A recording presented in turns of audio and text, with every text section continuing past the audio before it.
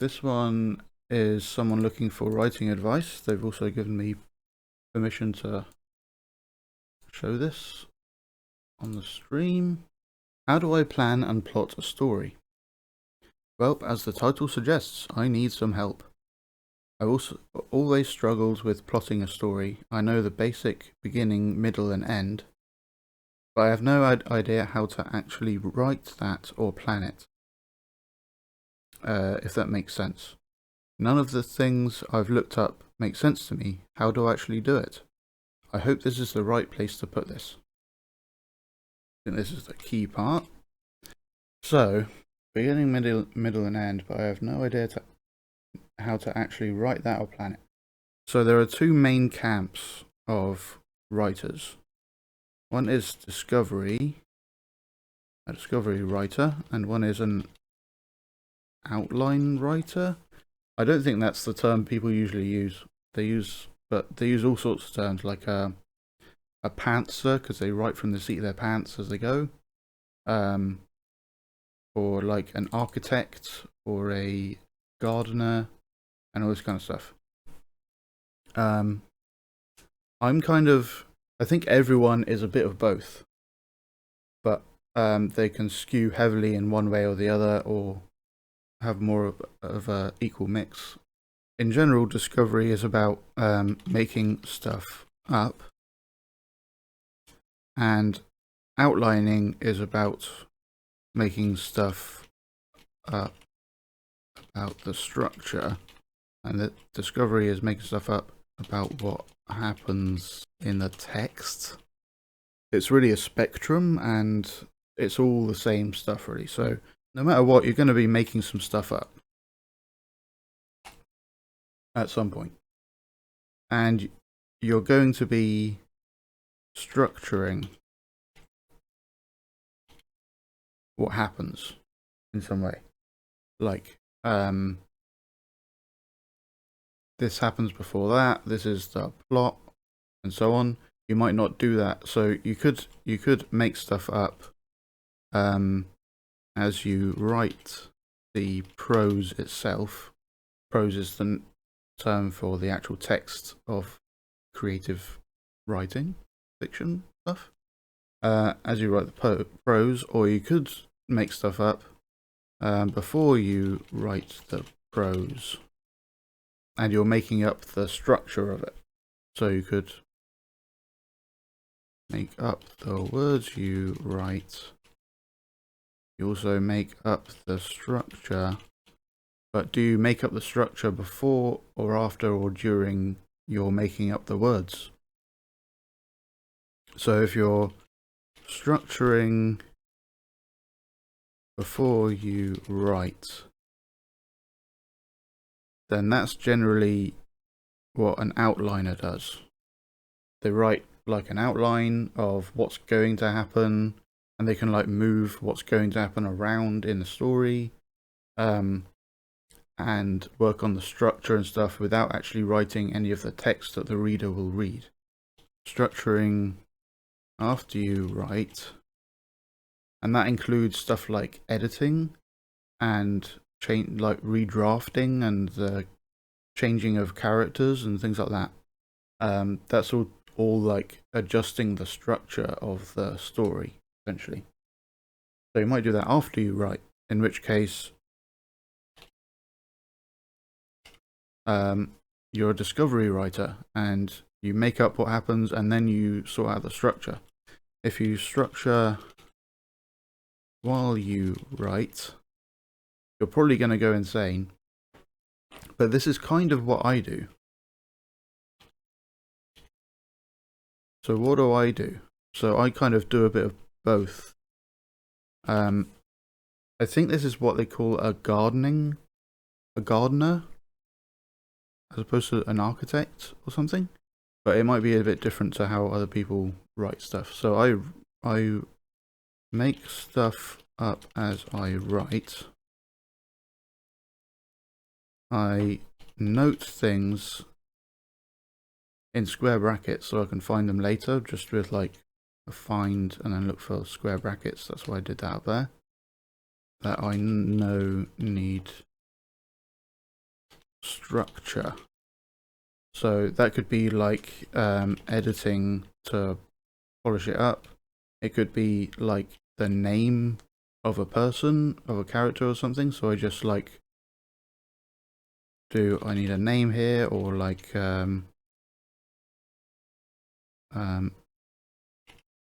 it's master something, Jedi master something, and then I would replace that with like window or whatever. Or it could be stuff like plant this earlier. For example, midway through a scene, I suddenly say he picked up the lamp, but I didn't say that there was a lamp, but the reader should have already known that there was a lamp on the desk because the character entered the scene and described the scene, but I just didn't actually know there was a lamp because I was making it up as I go along. Then I do that, and then I go back and plant the lamp earlier in the scene so that it's not jarring when it suddenly pops into existence. But also things like foreshadowing, and this is definitely more, let's put some delineators. Foreshadowing is definitely structure, so that's like I'm making stuff up and I don't know what's going to happen next, and someone says there's word of marauders in the east. Oh noes. And then I say, oh, there's marauders, so I probably need to know who those marauders are and where they're actually from, not just vaguely the east, and what they're up to, and how that will help me figure out what that might do in the rest of the story. So then, after I've written that section or something, I go back over these notes and fill them in, and I have a separate document with outlining stuff. So often outliners have like a separate document with the outline that the reader would never see, with like world building and background and characters and things like that. And discovery writers start with the actual prose document, like they'll start with chapter 1 and start writing, and later they might have an outline document to figure some stuff out. So I kind of do them both at the same time. When I've written a little section, I go through the notes and fix stuff and add things to the outline. Things to the outline doc. For me, it's really just world building. And all these foreshadowing things,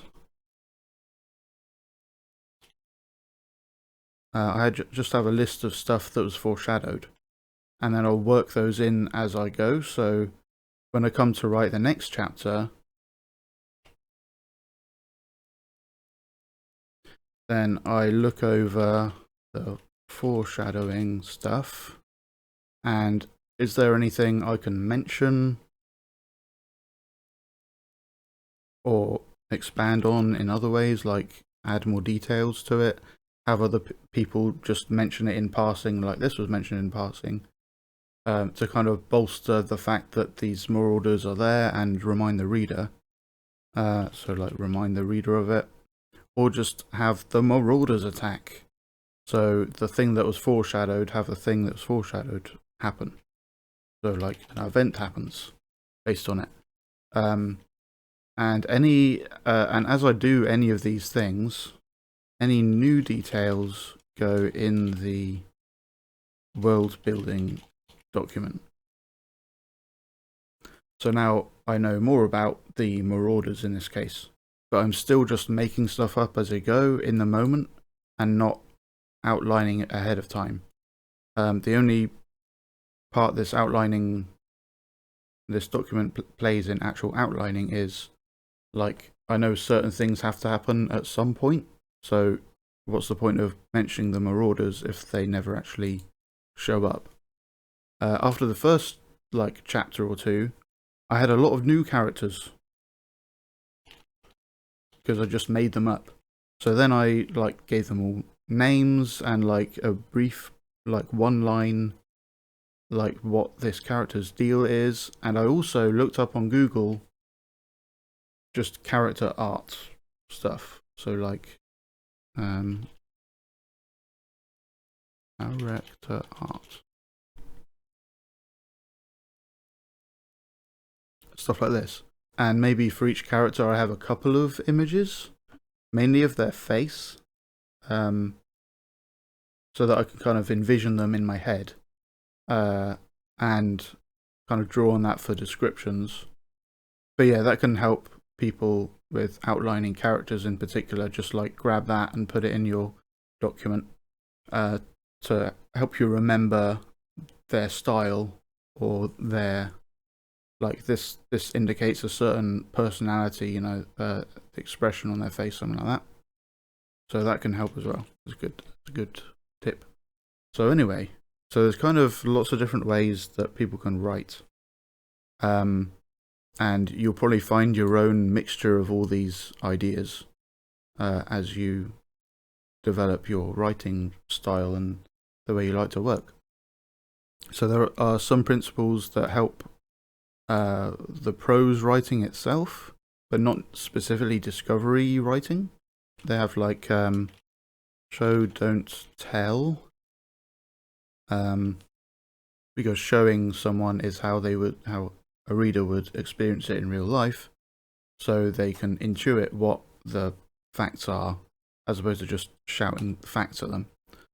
And like another one that comes up a lot with new writers is Said-bookisms, where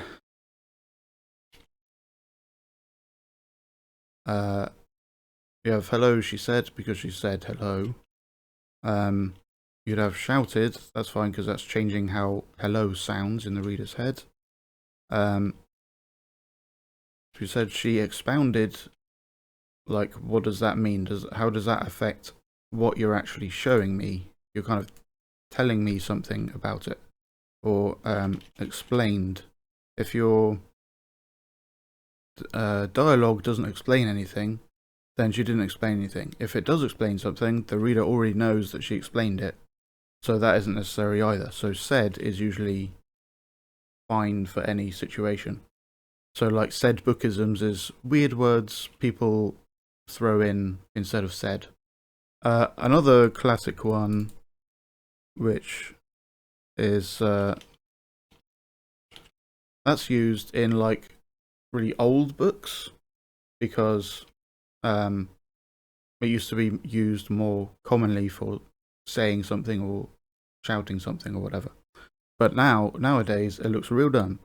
So use said instead of that.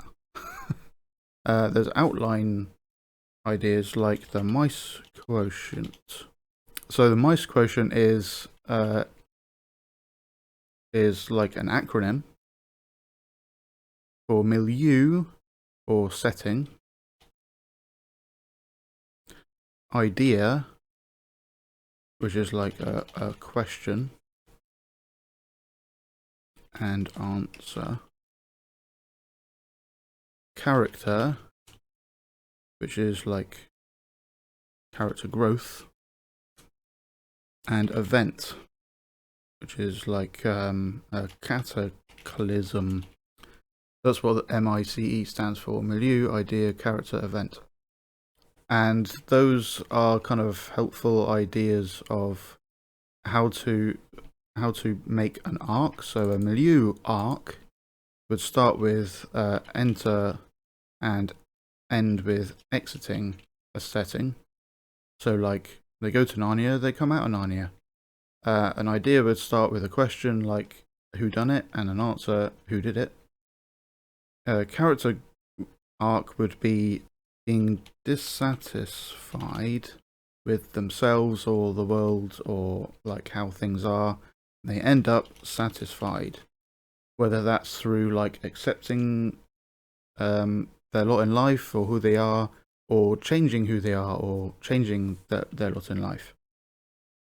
And then event is like a cataclysm, So like there's a threat, there's a meteor in outer space, and it's going to hit Earth. That's the threat. When there's no threat, that's when that arc ends. So when the meteor is off course, or when it hits the Earth, there's no longer a threat, it's already happened. That's the end of the story. And these suggest what happened in the middle of them. So like they explore this new place and try to escape. Stuff like that. Or they investigate. They learn about themselves or the world. And in the event case, they try to deal with the threat. Yeah, so that's the M.I.C.E quotient. And along with the M.I.C.E quotient is often used a thing that doesn't really have a good name, but people call it tags sometimes. The idea is you have like an opening tag and a closing tag. So like they enter a place, they exit a place, and then in the middle they're exploring and stuff. While they're exploring, they have a question, and then they answer the question at some point, and then they exit the place. But you can't have. But if you have that over here, then when the reader goes through the story, they enter a new place, they got a question, and they exit a new place, which feels like an ending because that's where they started. So it feels like they're ending to that thing and like the story's wrapping up now, but we still have this question still open. So it feels bad to close them like that, but if you do it the other way around, close them in the order they were opened, then you enter a place, you have a question, you do some exploring, and you find out the answer. Oh, that was interesting. Ah, there's the exit over there. And now we're allowed to kind of end the story. So these kind of principles can help you with the structure of a story and help you out like that. Maybe I'll write that up here.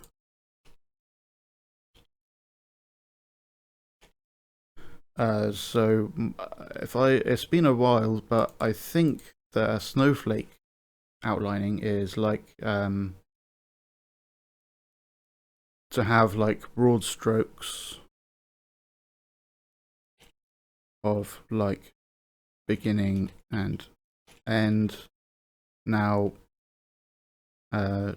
develop more stuff about the beginning, develop more stuff about the end, develop more details about that stuff that you developed in the beginning, and same for the end, and it all kind of spiders out like a snowflake, almost like a mind map. So you might even use a mind map style thing that looks like a snowflake, and you get into more and more granular detail into these things. But I think so it sounds like from the post, I have no idea how to actually write that or plan it. So they don't really know what kind of camp they fall into, what kind of style they'll use. So what I would suggest for new writers is to start writing.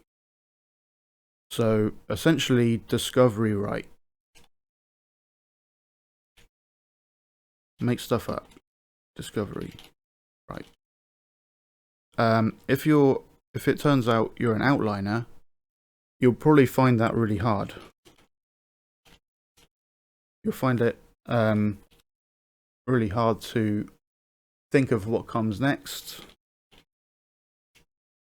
And you're worrying a lot about it being right the first time and stuff. In which case you probably want to do some outlining. So then just do some outlining for the same story. So from what you've written, make just simple outlining, like bullet points of the next scene and the scene after that, and maybe write down what the ending is. And then start writing scene 2. So like start writing scene 2. And then see if it feels better knowing where it's headed. If it does, then you're probably an outliner.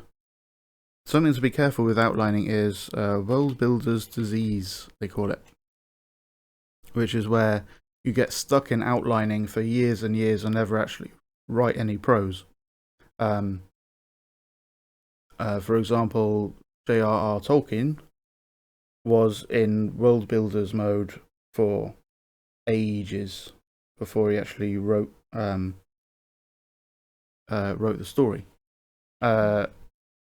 Which, like, world building can be really fun because you're free of any editing stuff. You can just change huge things about the world in a couple of lines. Yeah, just be careful of that. So basically do some writing. Don't stay in outlining mode for too long. On the other hand, some like published authors that write a lot of books, they like outline for months and then they write the novel in a week. And it's like completely done. Just send it off to the printers style stuff. But they already know what they're doing. They've got a lot of experience in this stuff. But in general, don't try not to spend so long in outlining that you never get around to actually writing the story. Especially if you're a new writer. So myself, I started off much more heavily in outlining because I found world building to be so fun. I really like creating a world with, like, it works in a different way. You've got some sci-fi mechanic going on, or some like magic system, and you just like noodle with that, and then you're like, oh, let's add in another magic system, and you can go on for an infinite amount of time just playing with that stuff. But then, because I wasn't actually writing anything, I was a really bad actual writer. I couldn't really write stuff that was nice to read or that people would understand. Because all of this world building was in my head and none of it was on the page. So over time I decided, okay, I'm going to allow myself one interesting thing about this world, and that will affect everything in the world, but I'll figure that out later. So, for example, one novel I've half written. I've got plenty of trunk novels, but just have one idea instead of making the whole world really deep and complex before I even start. One idea before I start. Now I start writing the first chapter. So that's what I did for a novel that was about. So I had one idea which was sci-fi, and it's like I guess one way of saying it is head hopping. So there's a technology which puts your brain in your mind in another person's body, if they're not there, sort of thing. And then I kind of developed that a bit where, okay, that kind of dampens their emotions and stuff, because the emotions come from kind of the body and the actual brain chemistry and stuff. So things like emotions aren't so good, so you're not good with people, or like specifically relationships, long-term relationships and things, and family. So that kind of goes with the noir style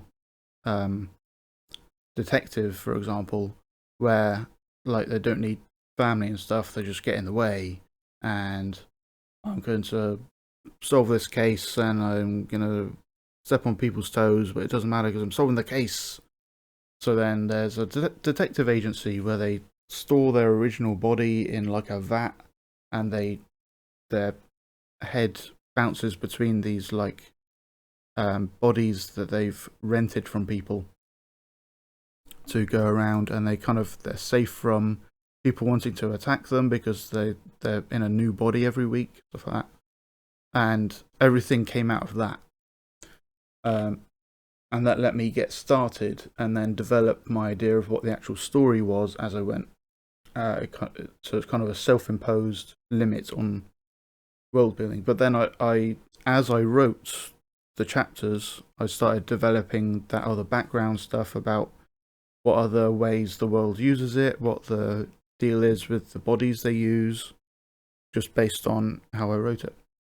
So I've kind of been around the various sides of this and settled in structuring as I write in between chapters. So yeah, new writers should start writing and see if it's painful to do without knowing where it's going, and then do a bit of outlining, just kind of find that equilibrium for yourself. Good stuff. Great. So I stream writing about writing and giving feedback to people's writing and editing and stuff, and doing it all live and in real time, so they can like see how a reader responds as they read something for the first time, and kind of learn in a video way, which can be quicker to explain things for me and easier to understand. So if you're interested in like getting in on that, my DMs are open. You can contact me wherever you see me on the internet to like send me some writing to look at on stream, or a topic you'd like explored on stream. And I do this so far kind of roughly every day, on weekdays anyway, in the morning in UK time, which it is right now for me. Yeah, so maybe I'll see you in a future stream, and maybe you'll send me something to look at. But thanks for watching in the meantime.